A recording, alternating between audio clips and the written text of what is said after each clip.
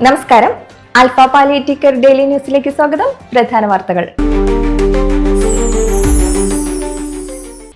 തൃശൂർ, എറണാകുളം, ആലപ്പുഴ ജില്ലകളിൽ പ്രവർത്തിക്കുന്ന alpha സെന്ററുകളിലെ ഡോക്ടർമാരുടെയും senior നഴ്സുമാരുടെയും ഏകദിന പരിശീലന പരിപാടി ആൽഫ എടമുട്ട ഹോസ്പിസിൽ ഇന്ന് നടന്നു.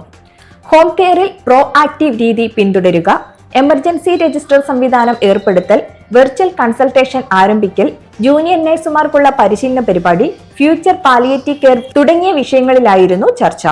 Medical director doctor Jose Babu class നയിച്ചു.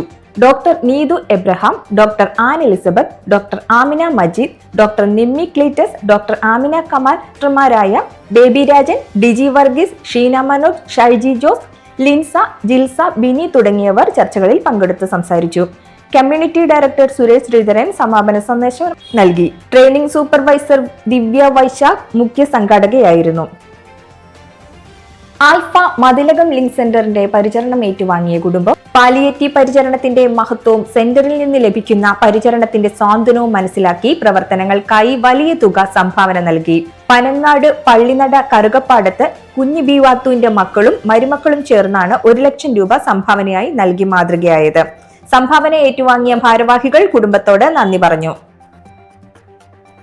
ആൽഫയുടെ പ്രവർത്തനം വിദ്യാർത്ഥികളിലേക്ക് വ്യാപിപ്പിക്കുന്നതിന്റെ ഭാഗമായി ആൽഫ ഏറ്റുമാനൂർ ലിങ്ക് സെന്ററിൽ ഏറ്റുമാനൂരപ്പൻ കോളേജിലെ സോഷ്യൽ വർക്ക് ബിരുദ അവസാന വർഷ വിദ്യാർത്ഥികൾ ഫീൽഡ് വർക്ക് പ്രവർത്തനം തുടങ്ങി.